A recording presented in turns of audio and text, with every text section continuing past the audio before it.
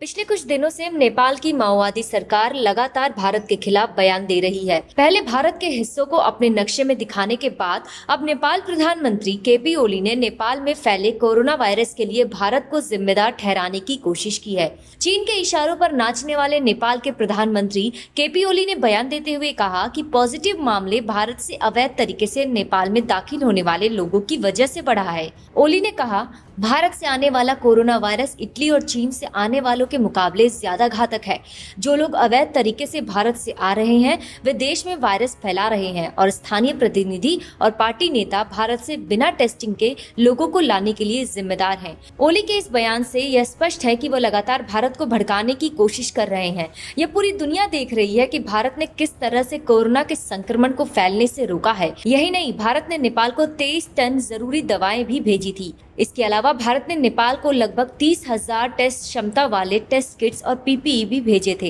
लेकिन फिर भी नेपाल एक के बाद एक भारत विरोधी बयान देने की हिमाकत कर रहा है। पहले भारत के हिस्सों को नेपाल में दिखाना और फिर अब भारत को कोरोना के लिए जिम्मेदार ठहराना। उनके लगातार भारत विरोधी बयानों से यह अंदाजा लगाया जा सकता है कि नेपाल की सरकार स्पष्ट तौर पर चीन की धुन पर नाच रही है, परंतु उनका ये भारत विरोधी रुख उन पर ही भारी पड़ेगा। उन्होंने सीमा विवाद के मुद्दे पर सदन में एक बार फिर से भारत विरोधी रुख अपनाते हुए कहा, सरकार के मुखिया के तौर पर मैं सदन को बताना चाहता हूं कि लिपुलेख, लिम्पियाधुरा और काला पानी के मुद्दे को छोड़ा नहीं जाएगा।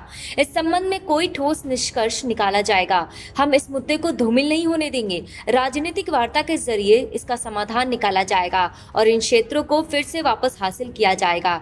बता दें कि कुछ ही दिन पहले नेपाल ने अपने नए राजनीतिक नक्शे को मंजूरी दी थी, जिसमें तिब्बत, चीन और नेपाल से सटी सीमा पर स्थित भारतीय क्षेत्र काला पानी, लिपुलेख और लिम्पियाधुरा को नेपाल का हिस्सा बताया गया था। नेपाल के वित्त मंत्री युवराज खाटीवाड़ा ने कहा था कि नए नक्शे को मंत्री परिषद की बैठक में रखा गया है, जहां इसे मंजूरी दे दी गई है। इस नक्शे को सभी सरकारी डॉक्यूमेंट्स और देश के प्रतीक चिन्हों में इसे प्रकाशित किया जाएगा। उन्होंने कहा कि किताबों में यही नक्शा पढ़ाया जाएगा और आम लोग भी इसी का इस्तेमाल करेंगे।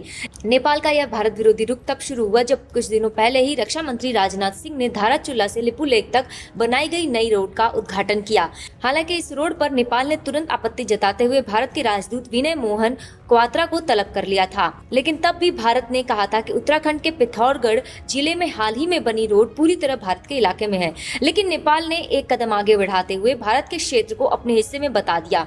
ये समझना मुश्किल नहीं है कि नेपाल की कम्युनिस्ट सरकार किसके इशारे पर नाच रही है। कुछ ही दिनों पहले जब नेपाल की राजनीति में उथल पुथल मची हुई थी और नेपाल की कम्युनिस्ट पार्टी दो धड़ों में बंटने वाली थी, तब चीन ने नेपाल की आंतरिक राजनीति में हस्तक्षेप करते हुए केपी ओली की सरकार को बचाया था। ऐसा लगता है कि अब केपी ओली चीन के इसी ऋण को उतार रहे हैं और भारत विरोधी बयान दे रहे हैं। यह नेपाल के लिए ही घातक साबित होने जा रहा है। नेपाल के 60 लाख से अधिक लोग भारत में रहते हैं और कमाते खाते हैं, साथ ही रुपए अपने घर में भी भेजते हैं। लेकिन नेपाल की कम्युनिस्ट सरकार के इन बयानों की वजह से भारत सरकार को अपनी नेपाल सीमा बंद करना पड़ सकता है। अपने आप को चीन के कदमों में गिराकर और भारत के साथ अपने रिश्तों को खराब करके नेपाल की सरकार ने नेपाल के लोगों के लिए मुश्किलें खड़ी कर दी है। भारत और नेपाल सदियों से अपनी हिंदू संस्कृति के कारण जुड़े हुए हैं।